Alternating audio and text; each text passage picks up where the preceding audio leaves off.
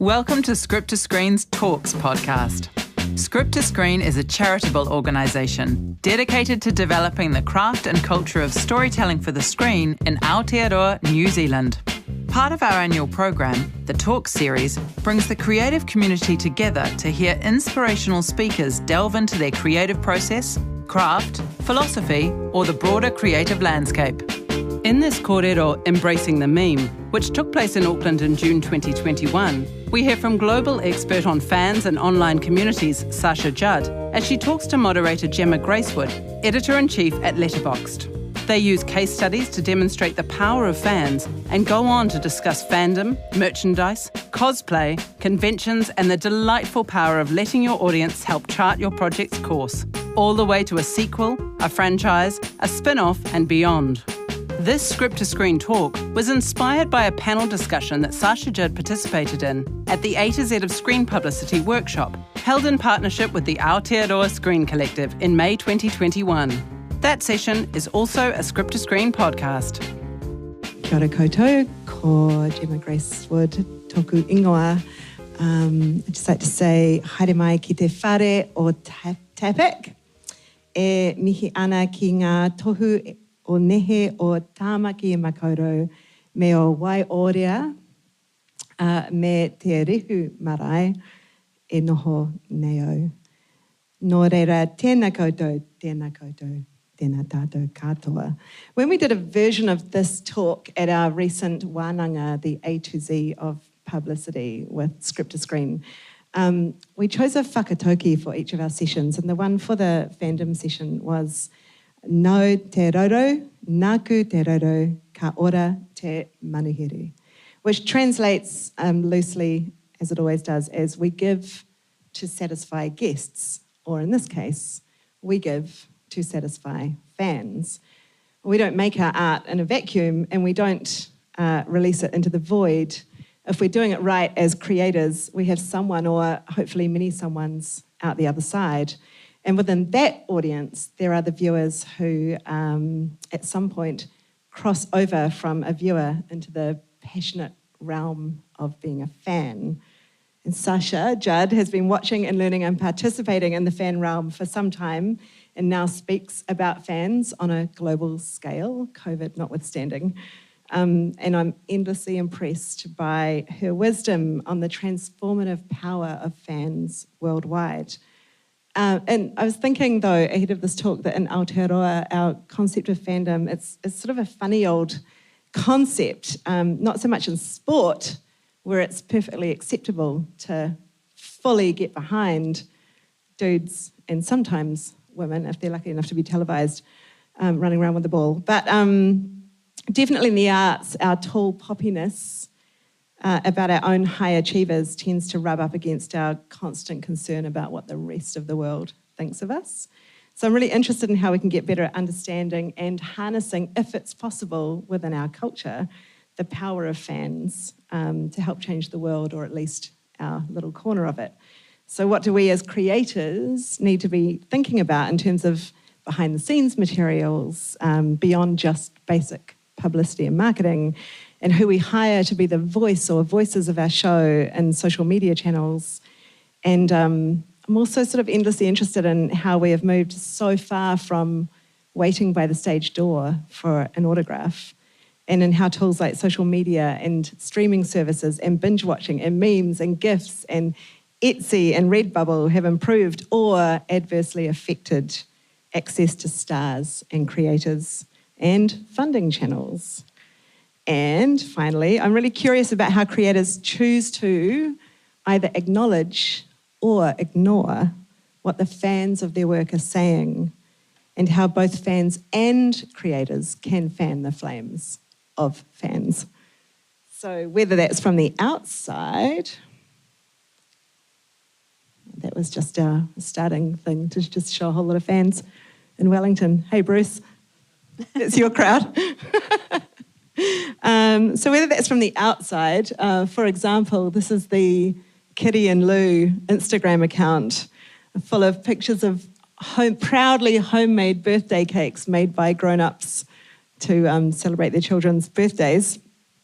Or whether it's some of the many crafts commemorating the great 1 p.m. press conference.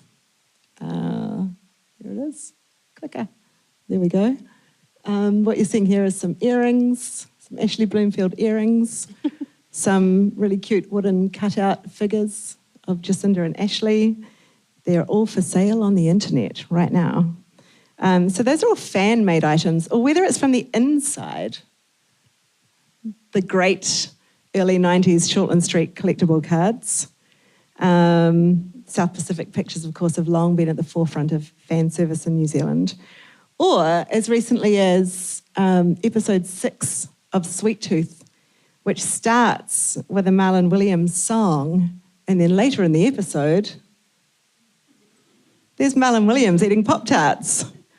And I just had a sort of supposition that was fan service, but then I checked in with them today and they said, yeah, basically the crew were fans of Marlon. So they wanted him in the cast and they wanted his song on the soundtrack. So they are fans as creators, just getting him involved, which in turn satisfies any Marlon Williams fans who happen to be watching Sweet Tooth, which is divine. So let's dive in. Sasha, welcome. Hi. Who are fans? Who are fans? I think it's sort of helpful to just start with acknowledging that the study of fans is a whole academic realm that I'm not a part of. So I'm not proposing to speak for scholars of academic fan studies. But I think we can kind of draw some general themes about fandom. And you can loosely categorise fans into two kinds. You can talk about what we call curatorial fans, and you can talk about transformative fans. Curatorial fans are fans who prize knowing the most facts about a subject. So a sports fan is a classic example often of a curatorial fan, someone who can tell you the starting lineups for the All Blacks for the last 20 seasons, can tell you who the coaches were or the assistant coaches or who the captain was or at a particular point in time. They are the Star Wars fans who have not just seen the movies but read all the books and can tell you which parts of the canon contradict other parts. Transformative fans are less interested in that. They're interested in telling the stories that fall through the cracks. So a transformative fan watches a show or a movie or reads a book, and they want to tell the story that happens off screen. So they want to imagine what happened after the episode finished, what happened if the characters were not, in fact, Jedi, but were baristas in a coffee shop, what happens if the lead characters were queer or were people of colour. And transformative fans tend to create fan fiction, fan art, and it's very much about that sort of question of what if. So to give you some examples, transformative fans are interested in telling the story of Hermione as she's depicted in the books, not the white character from the movies. They're interested in the idea that Harry and Draco might have been obsessed with each other at school for other reasons, or that they might have only figured that out years later after the war. They're interested in what Dana Scully might have been like if she was into 90s grunge. They're not that happy with the all-white character set of The Sims, so they designed their own character sets to play that game with. And they know that the girls of Riverdale are not really that interested in Archie. So transformative fans are trying to move outside of the canon storytelling. It's so weird. I've heard you speak about this in this realm before, but it's never occurred to me to relate it back to the writer's room, where similarly the writers know much more about the world of the characters than what ends up getting on screen. Because you have to build an entire world. And then only tell part of that story. Yeah. So my next question was going to be, which fans do you want when you're working in film and TV? Do you want the curatorial? Do you want the transformative? But actually, the transformative fans are kind of like scriptwriters. Yeah, I mean, I'm not here to say that one kind is better than the other. I mean, I've spent my life in transformative fandom, but I think those things intersect. I mean, last year during the pandemic, I had a bunch of girlfriends who we would normally, in a normal year, be going to Harry Styles concerts. That's a thing that we do around the world together, and of course we couldn't because there were no concerts and there was no travel.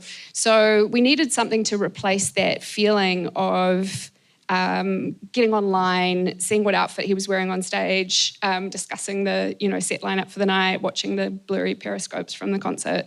And we couldn't come up with a replacement for that. And so we decided to become fans of ice hockey. And none of us knew anything about sports at all. Like, I've never followed a sport in my life. And the only two things I knew about ice hockey was that... it's on the ice and it's hockey. That you're allowed to fight in an ice hockey game and that many ice hockey players lack teeth. But I wasn't sure if those facts were connected. And so that's where I began. And now, if you want to, I can tell you all about my favourite team, my favourite players, and I have some fan-made merch as well. So you can become a transformative fan of anything, is what I'm saying. Curatorial fans would hate that because it's like you have to have grown up, you have to have known the sport all the way through. You get a team assigned at birth, basically. Yeah, you don't pick a team based on the narrative romance between two of the key players, which is how I picked mine. They're not actually romantically involved. It's just there's a good story.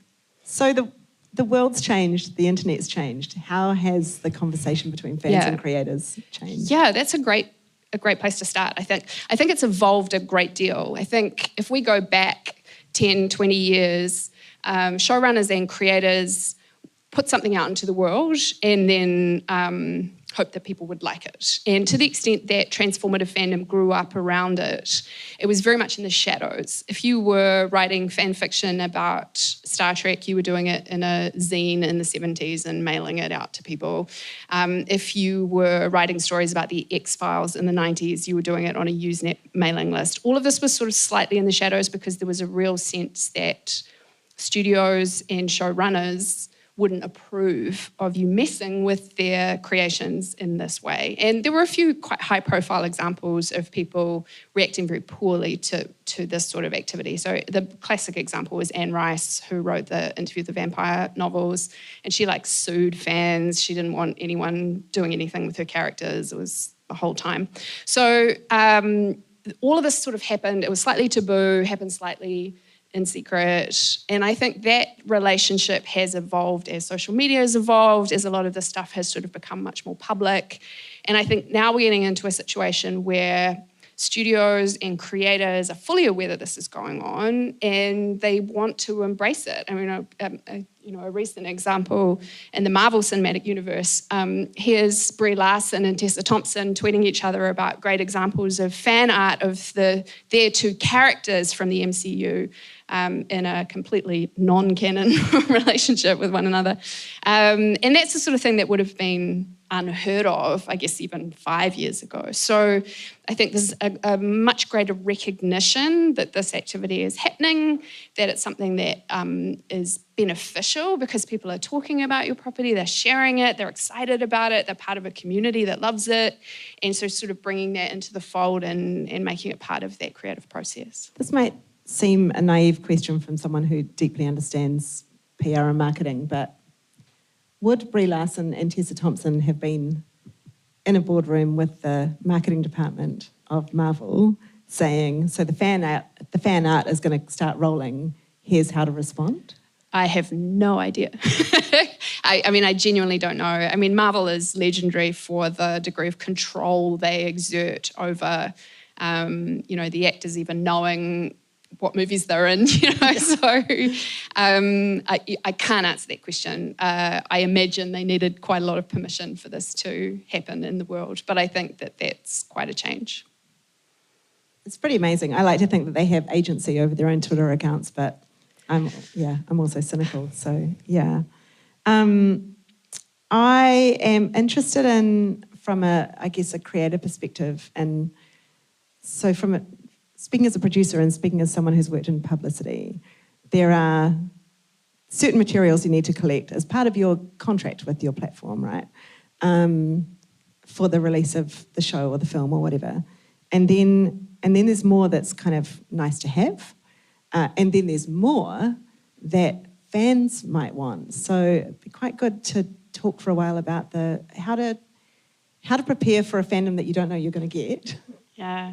And what we need and what the sort of recommendations and rules are. Like, what do fans love? And why do they love behind the scenes stuff so much? I know that seems like a really basic question, but I'm good with basic. I mean, I think it's an interesting question. I think Lord of the Rings is a great example. Like, it was sort of one of the first properties that really went deep in the behind-the-scenes stuff, which, it sounds very dated now. It was DVD extras, like, oh my God. But the access that gave to fans, both to the creative process and to the actors themselves, is, hugely responsible for the strength of that fandom, and how people felt about it and how they felt about the actors, because they felt that they'd had this insider access. And so much of fandom is about feeling like you're part of a community, that it's an in-group, out-group thing. It's like you care about this thing deeply, and feeling like you're inside the tent is an amazing feeling. And so, behind the scenes content is obviously incredible. When you're first making something, you don't necessarily, like, if you start tweeting, hey, here's behind the scenes of my new movie, it's not like anyone's necessarily going to care. but thinking ahead to, if your dream is that this is something that's going to live on in the world, I guess recording that, making sure that you have those assets and resources so that you're in a position to share them later is enormously important. And enormously, expensive. It adds to the production budget and it adds to the schedule. And it can do. It depends. Like, if it's your actors who are filming stuff on their iPhones, then maybe not, right? Like, so it sort of depends how it's done. Obviously, the Lord of the Rings stuff was big budget and high end and thought about and cut together and beautifully distributed, but it might not necessarily be that way. It might be that it's just a bunch of Instagram lives that fans are into and keeping. I did some Hobbit behind the scenes producing in New York one time. Went to Howard Shore's very amazing place where, not his house, I thought it was his house as we drove up to it, because it was kind of this mansion in a private gated lakeside village. But it was just the place he writes his music. It was amazing. Wow. And it was highly produced, and a lot of money went into it. But the bottom line is, and I'm pretty sure everyone in the room will feel this as well, is that once the camera starts rolling, you can be as produced as you want. You can have money up the wazoo. You can have the whole storyboard of the behind-the-scenes thing laid out. But once the camera starts rolling, it's actually about what that person wants to do in that moment. And someone like Howard Shore, he's been around the block a whole bunch of times, and he'll just say what he wants to say. And he was just so generous. It was like a gift. He's like, come and look at this, come and look at this, come and look. And we hadn't discussed any of the, can we look in your books with your beautiful musical notation in pencil? He was just open to it. And it was, So there's a moment where in marketing speak, you can cynically set up everything you want and throw all the money at it, but at the heart of it, there's an artist going, oh, you're here to see how it is I do what I do. That's cool. Here it is. Yeah.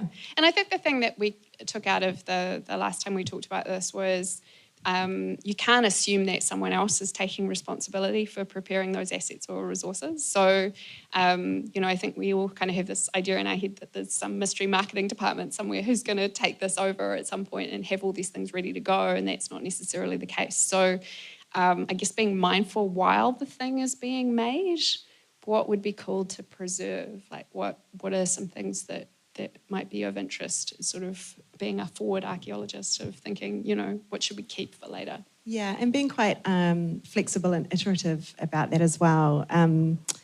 When we did this session at our wānanga, we also had Paul Yates, who's the showrunner of Wellington Paranormal, and he was talking about how they had employed a local Wellington agency to do the behind the scenes for the first 2 seasons, and it was pretty straightforward. It was one film crew filming another film crew filming what they were doing for the DVD extras, but it wasn't sort of, as time went on, in keeping with the spirit of what Wellington Paranormal itself is. When season 3 rolled around and they brought Tom Sainsbury onto the cast, and he wasn't on in every scene, so he had availability, Paul had a bit of a brainwave and went, this is going to change up behind the scenes. And so he basically employed Tom, threw some more money at him to host the behind the scenes and to kind of womble around and ask questions of the cast and crew. And it made it 1,000 times funnier and 1,000 times more interesting, because you've got not only a pair of eyes that you're experiencing it through, but a pair of eyes that's inside that production and is a funny person. So it's also about sort of looking at literally what you have in front of you that you can use, I think. And another really lovely example that came out that day was about Alibi. Who here worked on Alibi? Anyone? So it was the Choose Your Own Adventure mystery series that was on TVNZ On Demand a couple of years ago. And because it was on demand, not on broadcast, they really didn't have much of a publicity and marketing budget, and they knew that the release of the series was going to be quite low-key. So they're like, what can we do? And they basically put all of their available money into the best possible publicity shoot they could do with their characters and produced these images.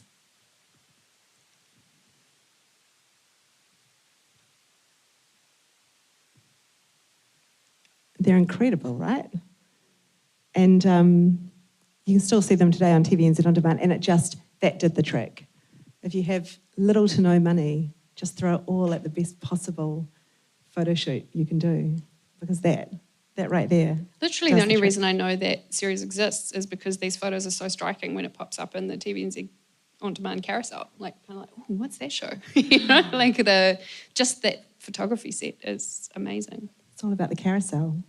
And it is for a lot of people, right? All about that carousel.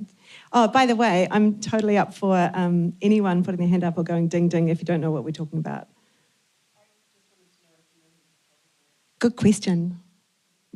I don't, but it looks like Patty Solomon at Tyrell's work. Yeah. It's gorgeous, isn't it? And this is definitely someone who knows how to light for a range of skin colours, which is incredibly important. And increasingly incredibly important for New Zealand casts. You'd be surprised how few people think about that when they're booking their photographer. So I guess a creator question to ask at the outset of a project is, how much of this project do you want to share? And who on your cast is going to be happy and available to do more, I guess, beyond principal photography and your basic publicity rollout? Would that be fair questions? Yeah, and it might depend. I mean, if you're a brand new show or film or whatever with a cast of unknowns, suddenly having your actor tweeting about their new project is not necessarily going to do anything in particular. But if you have someone who has some social reach, that might be important. Fans who are coming to the project because of someone who's involved, they're predisposed to love it, right? Like, they want to know everything that the person they stan is involved with, and so they're going to be watching closely.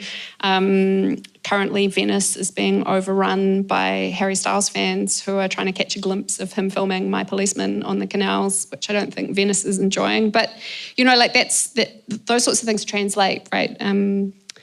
Performers bring audiences with them, and so that can certainly be something that you take into account. I think it varies wildly between an unknown pilot and an established show where you're trying to sort of keep that flywheel moving. But the bottom line is not do anything. Yeah, definitely don't do nothing. Yeah, definitely don't do nothing. Good lesson. So if we jump forward, so we're just going to kind of pile through this, but do feel free to ask questions as we go, and there will be question time at the end. If we jump forward to release, I'm quite interested to talk about how fans come into play when it's time to send your work out into the world, and what the difference is between some, you know, straightforward publicity and marketing, you know, a tweet saying here's the trailer, and what fan engagement looks like. Yeah, I think that's interesting because I'm someone who is firmly in that cable cut demographic that doesn't see anything that's not coming across my social media, basically. Like, I'm not picking up a copy of the TV Guide, I'm not reading the newspaper. And I was really struck by that. You and I had lunch a couple of months ago, and I was staying in a hotel, and I had watched The Tender Trap only because I was in a hotel with linear television, and I turned it on, and there it was. and I didn't have any awareness that had been made, that it was screening, that, you know, I really enjoyed it, but, you know. So thinking about that sort of release publicity, I think, is interesting, and it's going to vary depending on the demographics and how that rolls out. But then it's sort of about how do you engage with your fans while that's happening? Like, how do you kind of experience the release with them? And some of this is going to be budget dependent. It's obviously much easier for shows with big budgets who can pay someone to be looking at social media while the show airs, but it is something that contributes to that kind of community feel. So this is an example where I was watching Queer Eye, and there was an incredible reaction from the Fab Five to something. And so I just tweeted saying I urgently needed a GIF of this reaction because I felt that it would be useful in my life. And Queer Eye replied immediately saying, "We got you," and gave me 3 GIFs that I could use for that, which was ideal. They have been extremely useful GIFs. And it's one of those things where GIF making is so straightforward and basically free. Anyone can make a GIF. And Giphy is an absolute godsend. You can get a branded... Giphy is a gift. Giphy is a gift. You can get a branded channel on Giphy. You can, have your whole GIF set ready to go in advance. And people want them. They want to use them.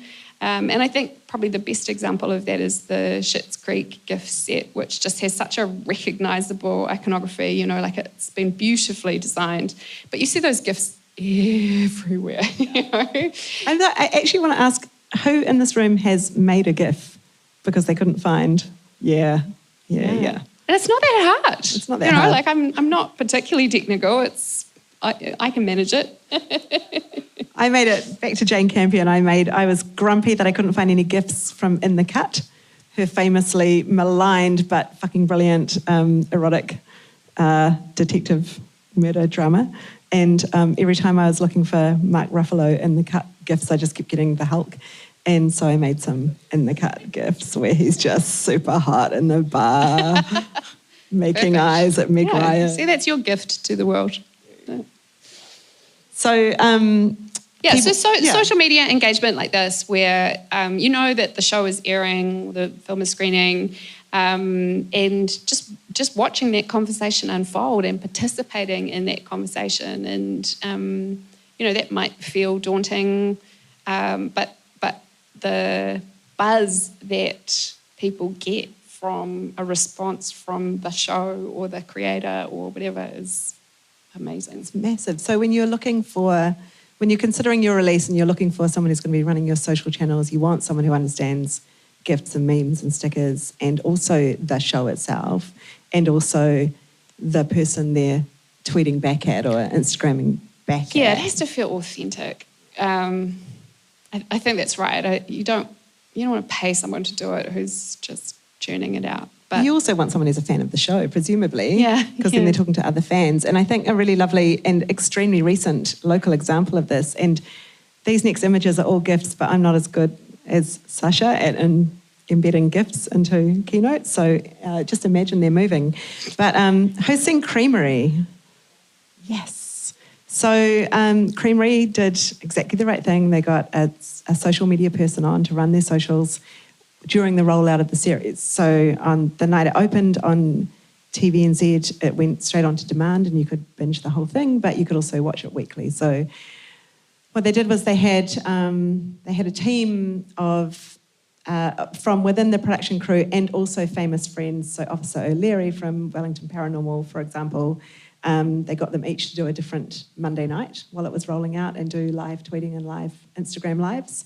And then during the week, they had their other regular social media person just keeping an eye on mentions and replying to people. So this is 2 examples of the latter, which is, so here's Caitlin Cherry, Jesse Mulligan's executive producer, finally watched it. It's so good. And there's Perlina saying, it's true. And then I love this one. SBS On Demand, once it opened in Australia, doing a pretty awesome tweet about it, and then they have a GIF of lovely Ryan coming out of the shower going, well, come on. And it's just brilliant. But then when they had the Instagram and live tweet-alongs, James Roquet did one night, and he coined the term Creamheads. Just as his first opening salvo, he was like, okay, Creamheads, episode starting. And they went, that's it, we've got our hashtag. And so now, and because you want that as well, you want a Bayhive situation going on with your show. But it was authentic, it was just Roque going, Creamheads. So it's not some marketing genius sitting down going, what's our hashtag going to be for the creamery? That's beautiful. Love it. Is that the last one? Yeah, it is.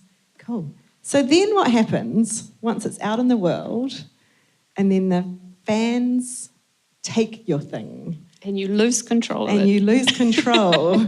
And you've got your merch and you've got your stuff going on, but your fans have got other ideas. Well, maybe you've got your merch. I mean, we haven't quite talked about merch yet. We should talk about merch. Yeah. Because I still want my Wellington Paranormal indoor netball team, T-shirt, and they still haven't come up with it. Yeah. And what I find quite interesting, and again, it comes back to budget, is that often what happens, especially in New Zealand, is you get your crew gear at the end of the shoot, which has the logo or the cute slogan that came out while you're on set, but you don't get merch for the fans unless you are a behemoth like South Pacific Pictures and you can issue tea towels of Shortland Street's first lesbian wedding, which is great, or, Chris and Rachel coffee cups, of which I have both and am immeasurably proud. But it's, it's few and far between because it's a budgetary issue, right? But is it a budget issue? Well, it is a budgetary issue, but I also sort of feel like in this age of the internet and print on demand, it shouldn't really be a budgetary issue. Like you no longer have to pre-order 1,000 T-shirts to Explain sell. that. Well, it is possible now for you to decide that you would like a Jane Campion T-shirt and to upload that design to a print-on-demand website and make it available for sale, and they'll just print one and send it to the person who's bought it. So you don't have to have the commercial outlay of pre-ordering from the person who will print it 1,000 of these T-shirts. So I do think the economics of it have changed a little bit. Have you bought merch? As you like? I have bought a lot of merch. Have you brought merch? I have brought some merch, yeah. Only because I wanted to illustrate that point about feeling like an insider. Like, I think the best merch is the merch that sends the signal that you're part of a community. I don't want to wear a T-shirt that has the Friends TV logo on it, right? Like, why would I want to? But for people who are into that property, it's suddenly like, I gotcha. Like it's an insider signal, which I think the best merch often is. This is an example of, you can see I've got a big hoodie collection. I'll just do that again. This is from the Avengers film. In the last Avengers film, they go on a time heist and they wear these quantum suits. There's a quantum suit hoodie. And I was wearing that at New York Comic Con and Seth Green went, is that a time heist hoodie? And I went, oh my God, you're Seth Green. So yeah, that sort of insider signal, like that you've clocked that somebody cares about the same thing that you do. And so I think merch is not about slapping your logo on something. It's about the Wellington Paranormal indoor netball team, That's the vibe you want to go for. Because I don't want to wear a police hat, actually. I don't know if anyone does. Okay, so there are things we can do merch-wise which is beyond the logo, but then there are the things that the fans do merch-wise. And I'm so interested in how we've gone, through and beyond a world where everybody gets sued for trying to do anything with any logo or any TV series ever, to Redbubble. Let's just pretend Redbubble doesn't exist. Do everyone know what Redbubble is? Yeah, it's a place where you can buy T-shirts that are made by people. T-shirts and laptop cases and mouse pads, drink bottles and calendars and pretty much, you can slap anything on anything, and a lot of fan-made design. Yeah. That has been a real evolution, and I think it reflects the fact that 10 or 15 years ago, if you were doing anything that was creative in the fan space, you were putting a disclaimer all over it saying, I'm not making money off of this is just my interpretation, this is just for fun, please don't sue me. Like, that was how the whole fan world operated. And I think that the evolution of the internet and the ability to do things like print on demand has really shifted that. And the rise of the ability to do micropayments through things like Patreon and so on, which enables people who have spent a lot of time creating the kind of fan art that I was showing before to say, hey, if you love this, support me financially, right? And there's a fascinating discussion, which I'm not going to get into now, about the distinction between writing and art, because artists charge and there's no acceptance that writers will. So fan fiction is still a completely unpaid labour, even though people are writing, 200,000 word novels. But on the art side, there is now there's a culture around commissioning fan artists to do something that you love. I paid a fan artist the other day $20 to send me the high-res digital file of a piece that she'd done because I wanted it on a T-shirt. So that kind of, there's an economy built up around that. And I think for studios and creators and showrunners, it's a bit of a challenge because it's your intellectual property, or it's the studios, however that works. And so there's a sense that you don't want other people profiting off the thing that you have made. And yet also you want it out in the world. You want people to love it and to share it and to have that word of mouth. And so from my perspective, I think the idea of fans making a few T-shirts and, maybe making a few bucks off that is sort of nothing compared to the benefit that you get from people loving the thing that you have made that much. It always struck me as really weird to see people walking around wearing like a Nike or a New Balance T-shirt that they have paid for to advertise Nike. A brand. And New Balance, to advertise brand. So, I don't know. Yeah. And I mean, creators deal with it in different ways. I mean, I think one really good example recently was Rainbow Rowell, who's an author who's written a series of books about a magical school, which is not Harry Potter for complicated reasons, which I'll tell you over a drink. But anyway, her fans have for many years been making their own merch about the Watford Academy, which is the school that these kids go to. And she had no problem with that. And then she commissioned a designer to do the official Watford Academy school logo and sports T-shirt and whatever. And when she released it, she said to her fans, these are the official designs. I'm totally happy with you continuing to make your own stuff. Just don't rip this off. So if you want these official ones, buy them from my site. I get paid, the artist gets paid. It's all, that's a win-win-win. If you want to make your own stuff, also fine. And don't do this. Just don't do this. Right. And that was actually quite well received by her community. And I think that that's an interesting kind of balancing exercise. But yeah, I mean, as you will know, the big studios sort of walk a line with this. It's like my brother made these incredible Star Wars pins, and like they're sort of a cartoon version of the Star Wars characters. And he's like, do you think I'm going to get sued? And I was like, no, because I don't think George Lucas is coming after someone who's selling a few pins on Etsy. And up to a point, I think the studios are fine with it. If you're actually ripping off their trademarked logos and trying to make money from that, then it might be a different story. And then there are the studios that are so savvy that they completely embrace what's going on and kind of bring it into the fold. And the example I wanted to share was A24, the studio that, lots of nodding. So you all know, right? So A24 there are many articles about how their publicity and marketing works. There are no quotes from A24 people in those articles. They've built a total air of mystery around what it is they do, which is a lot of, grassroots earned kind of PR and marketing that other people have done for them, and then they kind of go, oh, that's really good, and bring it into the fold, to the point where they've kind of built up a fandom for their studio, not just for the films they make, but for their studio. There's a private A24 Facebook group, which is closing in on 70,000 members who just get on there to talk about A24 movies. And there's an assumption that even though no one A24 film is like another A24 film, all A24 lovers will love all A24 films. So they've sort of built up a fandom, essentially an audience around the studio, not just the movies. And then they do things like when Lady Bird came along, Greta Gerwig's film, some chap thought that it would be brilliant to rip off Taylor Swift's Reputation album cover and make a ladybird version, basically along the lines of "Look what you made me do," which is so great. Put it up on Redbubble for sale, and then A24 in capital letters tweeted, "Cease and desist." But they had no intention of getting him to cease and desist. It's just a joke, right?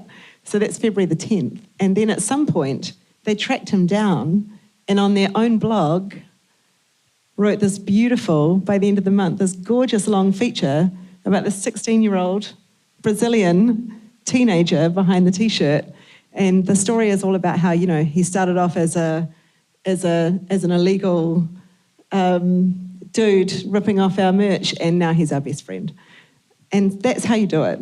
I just love that. I love it so much. My other favourite Redbubble piece of merch is this sticker from Hunt for the Wilder People, which you can also get put on a coffee cup if you want. But that is not official Hunt for the Wilder People merch right there, people. That's just some fan of Paula, the child welfare officer. I love it.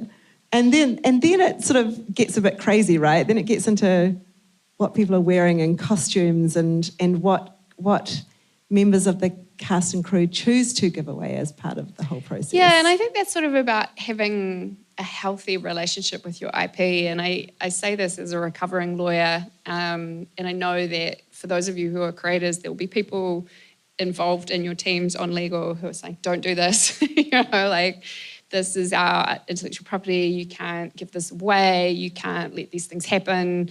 And the lawyers will often be wrong. And so sort of trying to find a way to balance that tension and to push back, I think is really interesting. This was just an example that I wanted to share. Harry Styles performed, this was just his warm-up actually, he didn't even perform wearing this cardigan, which is by a knitwear designer called J.W. Anderson. And his fans were so excited by this cardigan, and it was a pandemic, so everyone was knitting, I guess, that people started to knit it on TikTok and share their knitting videos of trying to recreate this cardigan. And the fashion designer behind it, J.W. Anderson, was so impressed and humbled by this trend that he released the official pattern. And so this is a classic example. This guy's a big name designer. This was his intellectual property. He certainly did not need to make it available for fans who had been faithfully trying to recreate it in their bedrooms. But he did, and I just thought, what an amazing way to treat your intellectual property, right? These were not young women who would have been buying a J.W. Anderson cardigan, and instead of trying to stop them from doing this, just celebrating it. And the outcome of that was that V&A bought the cardigan because it's now become a cultural artefact, which probably wouldn't have happened otherwise. So, yeah, I think just sort of, I understand the instinct to say, this is my thing that I've made and other people ought not to profit off it. But I think taking a much broader view of that and sort of saying, ultimately, I want people to love what we've made, and I want them to build community around it and be excited about it and share it with other people. And I think sort of finding a way to do that is really important. And just in case Harry Styles is a little too aspirational for a local production, anyone remember Auntie Bella's cat sweater? Here's the pattern, as shared with the great knitting pattern website Ravelry by Kristen Seth, the film's costume designer. And we don't have the V&A, but we do have Te Papa. And this is the Auntie Bella sweater being collected for Te Papa's collection. So it can happen to you. I just wanted to say that. But it also can happen to you in terms of, where your fan art can end up, right? So when you bring it back into the fold. And I think increasingly studios are starting to sort of say, well, this is out there, how can we make use of it? And so a couple of years ago, Hulu did a campaign for The Handmaid's Tale in which they had fan artists create fan art with a hashtag My Handmaid's Tale. And so fan artists who would otherwise have been making this stuff and just sharing it for themselves made art, and if they hashtagged it, it was part of this campaign. And it's the first time I've ever seen commercial ads on Tumblr actually being reblogged as if they were posts because they looked like this. They looked like fan art, like they were fan art, but, like were part of the community and were being shared in that way, even though they were a commercial advertisement. And there's something really striking about that, I think. I think the question, of course, is, these artists aren't being paid. So there's sort of a discussion to be had there. But exposure. Yeah, they were being paid in exposure. You can pay your rent with exposure, Sasha, surely. So there's a little bit of a tension there. It's like, okay, well, a studio got a bunch of extremely cool art to promote their show with and didn't pay anyone for it. But I also think there's something to the recognition of what fan artists are making and the wider reach that comes with that.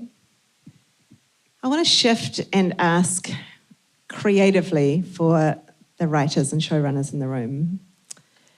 Quite a controversial question. Fan service inside the art itself, is it a good idea?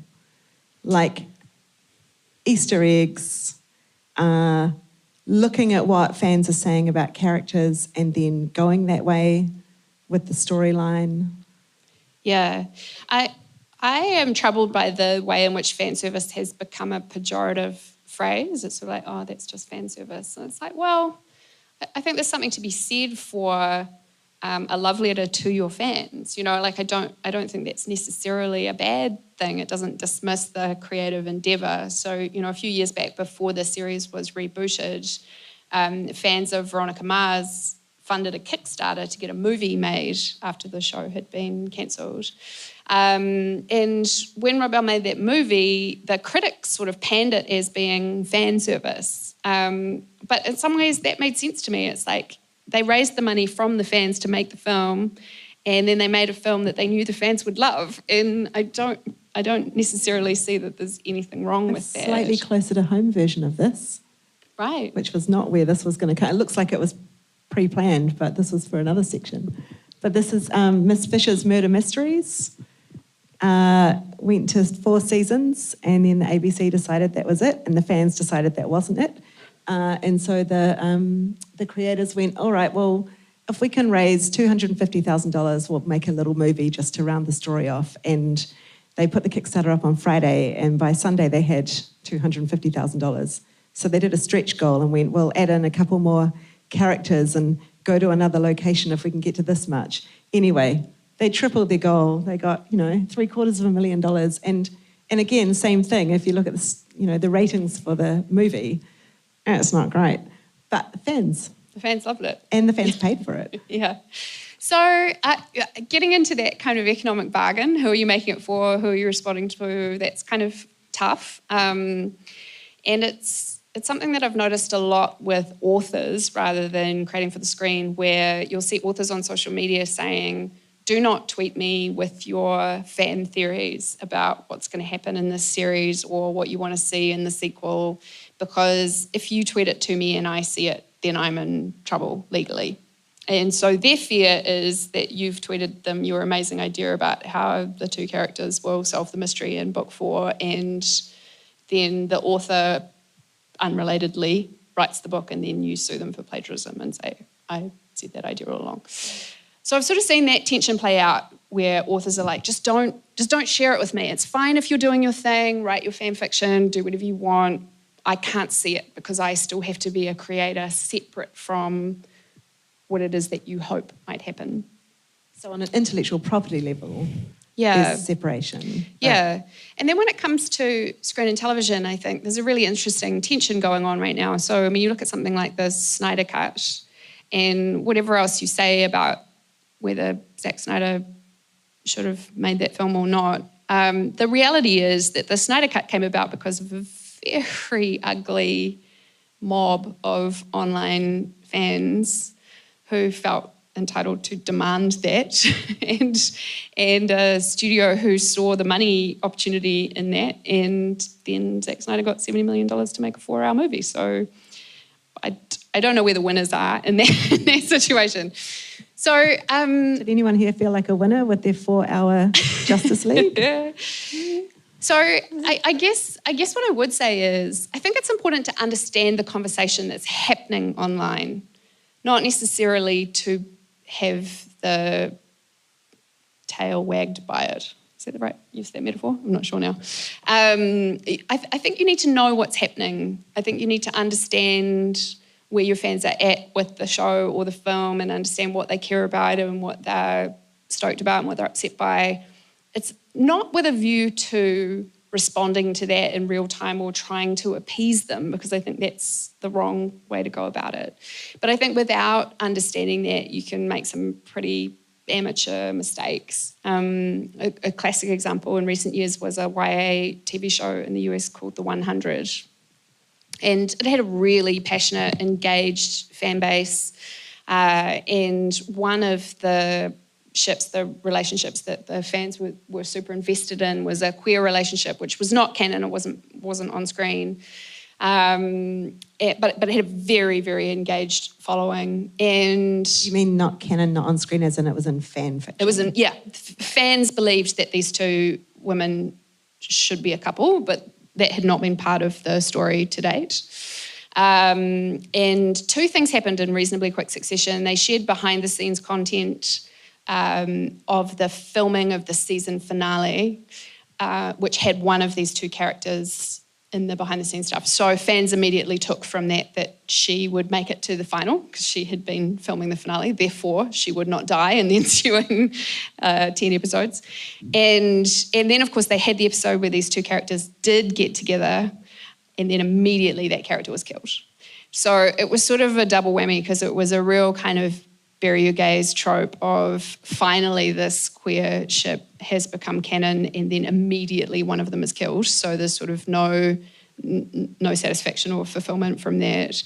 And also the bait and switch of believing that character wasn't going to die because they had seen behind the scenes content that suggested that she wouldn't. So, and the backlash from that fandom was venomous.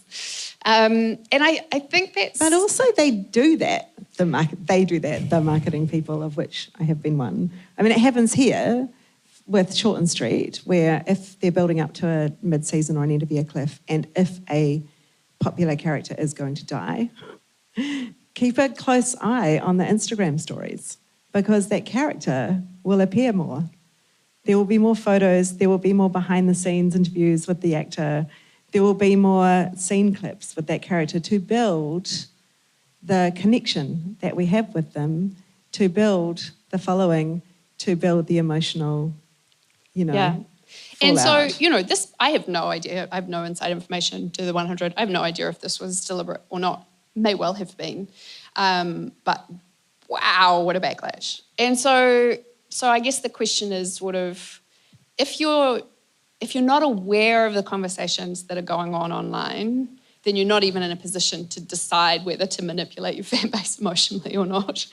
And you're more likely, I guess, to trip over some things which are going to make people super unhappy. You may not care because, as you say, you may get the engagement either way, and you're like, well, fine, we had a reaction, even if it was negative, and that's... But if you were figuring out how to strike a balance as a creative between ring-fencing your own what production and engaging with fans, it's kind of when you're in writing mode, keep it closed. When you're in release mode, I don't know. I don't know that there's a right answer to that question.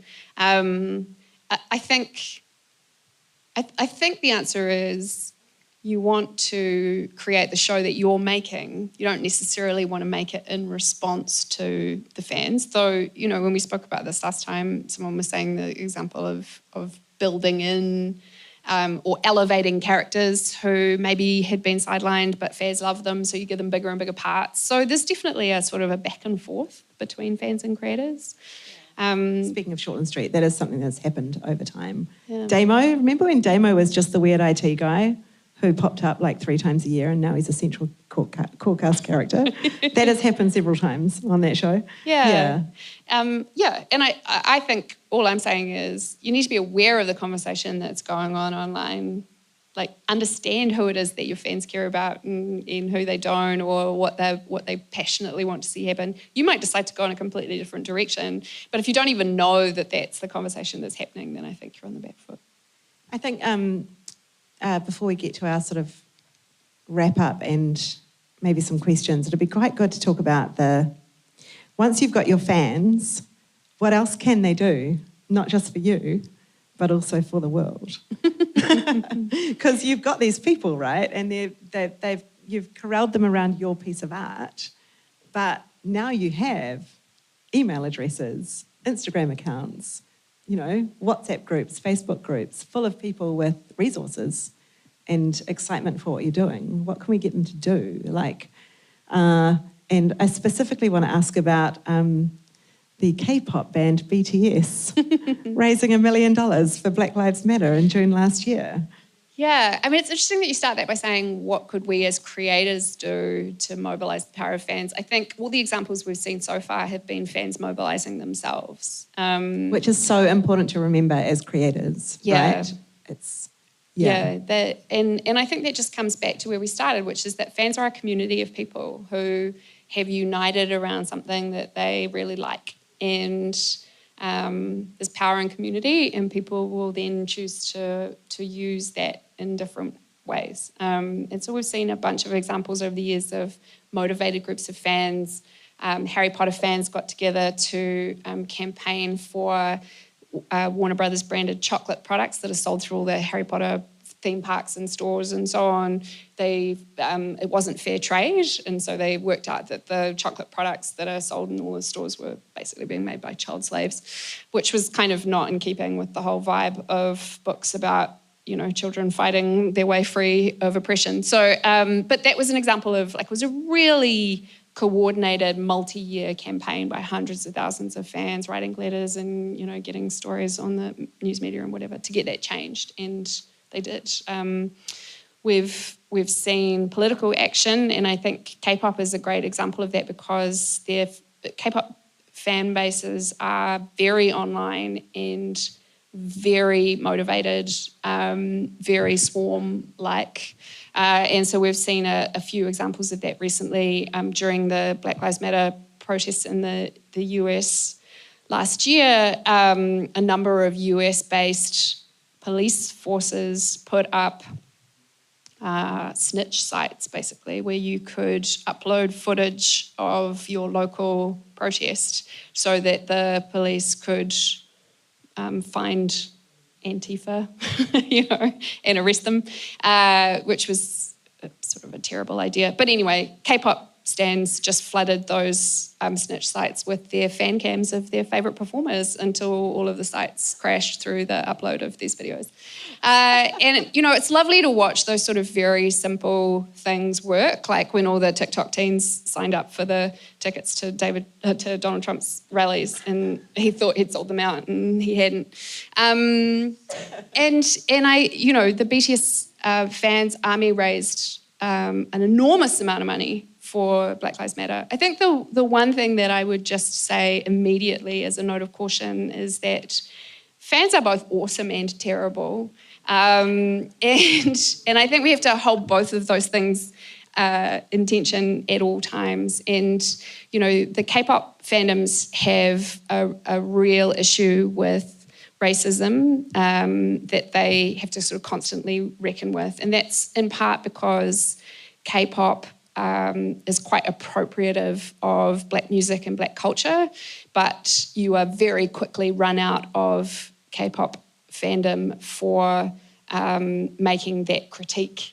And so there's been quite a lot of good writing, if you want to dig into any of that, around how K-pop fandom is sort of reckoning with its anti-Black racism. So on the one hand, amazing. On the other hand, often terrible. And so you sort of have to balance those things at all times.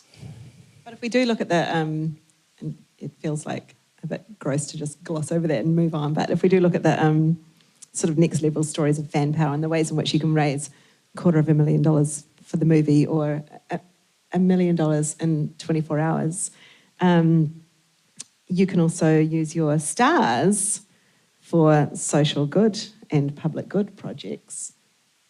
And I really love this one. It's just a little outtake of how to make a face. Just click it again. Oh, there we go. I'm already women. Well, I didn't have any clubs, so I've used the doggy foot bags and I didn't have a mask of any sort, and so I modified one of my old bras, and I borrowed 2 bars of goggles from out of the workshop. Okay, Mum, you're in your bubble, so, and also none of that stuff's actually effective, so you can take all of that stuff off. Oh, I can take it off now, can I? Yeah, you can take it off. Oh, the hands are sweating in those doggy pants. I'll just get my goggles off now. Oh, that's lovely. Hang on, I'll just take my bra off. You might want to turn away, darling. Oh, this feels better. How are you, dear? It's Linda Top. I love that. I just love the reveal of that. Not only is this beautiful public service message, which was a series of COVID-19 public service messages made by the Wellington Paranormal team, not only is it sort of in service of Wellington Paranormal fans, but also it's Linda Top, Dame Linda Top, which is just such a gorgeous reveal, and it's really indicative of how that production team completely understands the world in which they're working and how that will just make people gleeful and happy. I also wanted to just share a story of my own about how fans will move with you from project to project. Once you've corralled them, keep them moving. If they associate you and your production company with content they enjoy, no matter what it is, they'll move with you. And it feels like an easy hit in this country, but it's the obvious one, and it's the obvious one for a reason. The Taika, Brett and Jermaine effect can't be underestimated in terms of the way that they have created a number of projects, some of them offshoots of each other, and moved their fandoms between them. And when you read interviews with those guys, they will always undersell. They will always undersell themselves, and they'll undersell the degree to which they sort of care about fans. But it's been really evident to those of us watching them closely for a long time, and that fans are actually their kind of number one, first and foremost, that they most deeply care about. And I have a personal, professional experience of this from way back when, 2006, when I travelled to South by Southwest in Texas with them to make a documentary for TV3, before they had even shot the pilot of the HBO series, but they were on their way there, and they'd been invited to the comedy, not the music, but the comedy part of South by Southwest. And they weren't terribly well known, but they had done their HBO special. And some fans of theirs, who'd become fans from seeing the HBO special, had driven 30 hours, like overnight, day and night, to get to Austin to catch a glimpse of them. And the thing about South by Southwest is you spend $800 on a pass to get into the official events, and if you can't get into the official events, then you just keep your ear to the ground and find out where your favourite artist might be playing otherwise. And on this particular day, Brett and Jermaine were playing on a box in a tent out the back of an outsider art gallery off-site. And during that gig, Neil Young and his then wife came to watch Flight of the Conchords specifically, not anyone else who was on that lineup, but them. They were standing at the back, leaning against the wall, and as soon as I clocked him, I was like, oh my God, I'm the producer. My job is to get Neil Young in this documentary. I'm going to do it. So off I went. I had a really lovely conversation with them. I said, did you like what you see? Oh, we love those guys, blah, blah, blah. Well, this is what we're doing, and we're from New Zealand. It's only going to be seen in New Zealand, and we just love a couple of minutes with you. And, we just want to ask you about your love of the A minor chord, really. That's about it, honestly. And he's like, wow, if those guys want to come and talk to me, that will be all right. So my next job is to go and corral the crew and the Conchords, which are two quite different things to do. And when I got to them, they were out the front of the gallery engaging with the fans who'd driven 30 hours. And I started to sort of make signals that we needed to stop what was happening because Neil Young was waiting in his car down the road. And it became evident that they were never going to stop talking to their fans. And this is what was happening while I was trying to keep Neil Young from driving away. Can you explain what the folk is? Yeah, sure. Yeah, what is What the Folk? What the Folk is... It's a website run by Sherry, who has been a fan for many years and knows you guys. And then there's a bunch of us ladies in one van, and he's over there, his name is John. And we just talk about these guys online. It's pretty dorky, actually. But it's our fan base. It's our key fan base. Actually, it's getting very, very popular lately. It's probably, realistically, it'd be about 10 people, but 10 dedicated people. Very dedicated. Very dedicated. Too dedicated. Too dedicated. Too dedicated.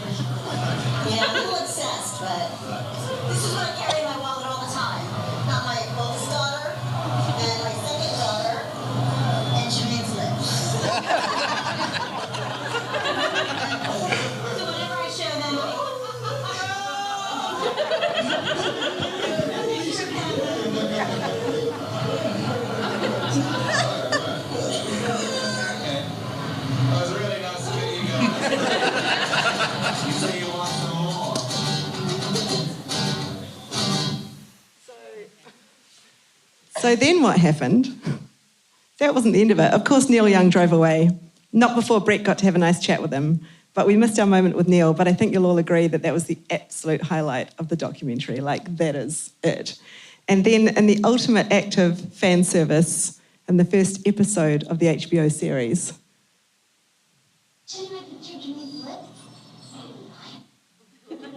Mel the superfan shows Brett a photo of Jermaine's lips. And the fans, because by that time I was deep in the fan forums, went wild, as you can understand.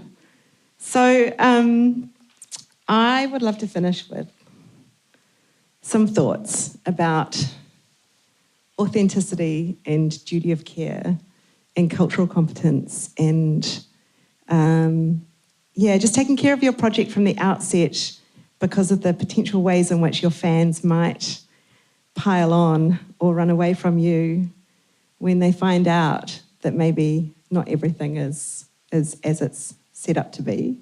And I've got an example to kind of lead into this, which is, has anyone heard of Ships of the Northern Fleet? Yes. One person. 2 people. There's a reason for that.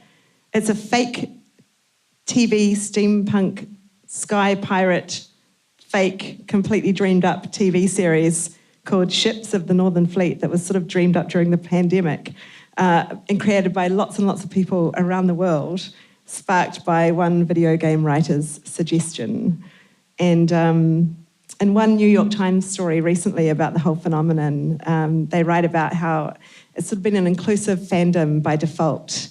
And what I found important about the story was, and about the phenomenon, is that it's described as a refuge for people who felt betrayed by the creators of other franchises they loved, like Harry Potter and Buffy the Vampire Slayer. And it was the fandom of this fake series was initially cultivated to be a queer-friendly space and comfortable for people of colour, all-inclusive, no one person dictating the way everything flows. And one creator/fan's quote is the least toxic fandom I've ever been in. So the final question for you, Sasha, really is, the question really is around, as creators, having our ships in order from the start so as not to run the risk of betraying our potential as yet unknown fans later on, and whether you wanted to comment on that. It's a pretty lofty goal. I think it's easy to describe an entirely fake fandom as the most inclusive fandom that anyone has ever been in. 2 things about that, right? Like there's no creator to let you down, so it's quite easy to say that that's a good time. And also, I guarantee if you check in on the Ships of the Northern Fleet fandom in a year from now, there'll have been some terrible rift, because communities are made up of people, and that will break down. There will be fights, there will be discussions that turn heated, there will be spaces that are not safe for everyone to participate in, and that's the uncomfortable reality. We haven't yet worked out as human beings how to be in very large groups online and not have that disintegrate. And there's a great quote that I used in a talk recently where someone said that, people criticise cities for being cold and impersonal, but actually that's by design because we couldn't survive them otherwise. You can't be around that many people in very close connection. Dunbar's number's 150 or whatever. So it's sort of, at some point, a group of people becomes too big and then there's trouble.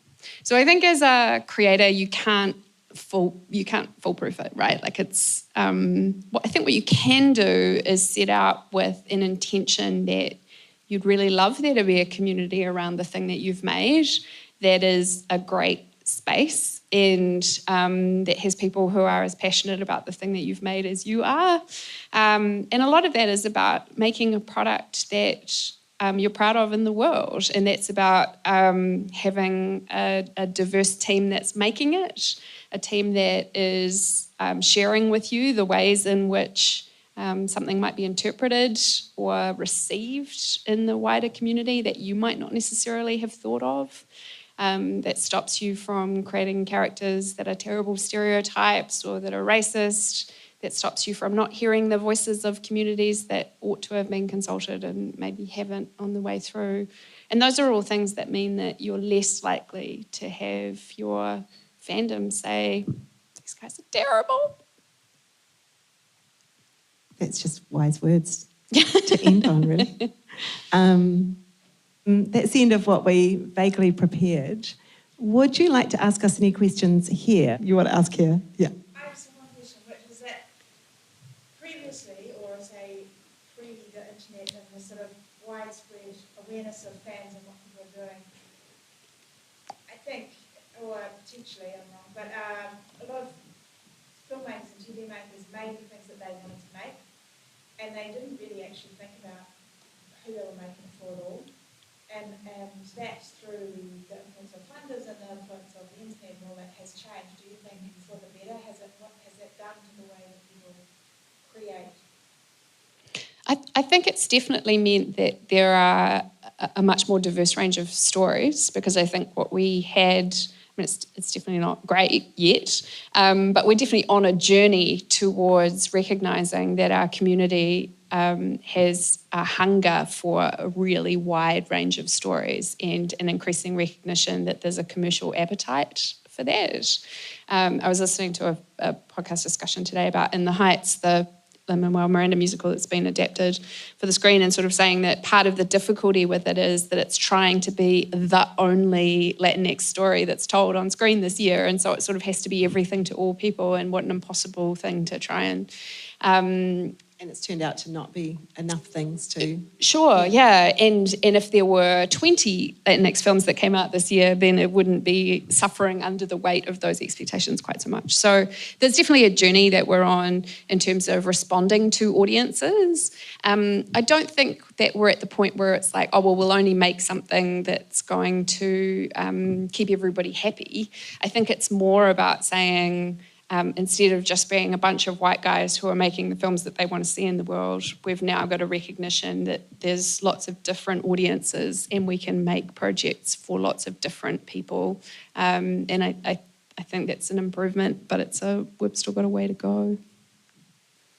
The data definitely backs up that films, so I know that Franklin Leonard from the Blacklist has been sharing a piece of data around that's come out in the last year around film content that is made by black creators and features black faces makes, at a percentage, more box office than general content, but is funded far underneath what the other content is funded. So the more data we have, the more we can back that up. But I would also say that being in the middle of the Tribeca Film Festival right now, there are still plenty of people making movies for themselves.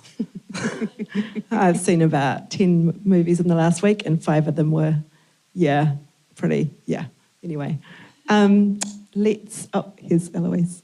Thank you so much for such an amazing, rip-roaring, deep, intense discussion about all things to do with fandoms and audience and how creators can engage with them and how they do. I've got to thank our lovely sponsors. Thank you to the New Zealand Film Commission, Foundation North and White Studios who make these talks possible.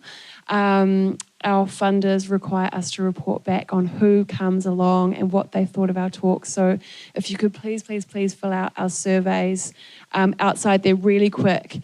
And that is the way we can make these things keep happening. So thank you so much. See you out there. The Talk series is proudly supported by the New Zealand Film Commission, Foundation North, Images and Sound, and White Studios. Music for the podcast was provided by Poddington Bear, and voiceover is Lucy Wigmore.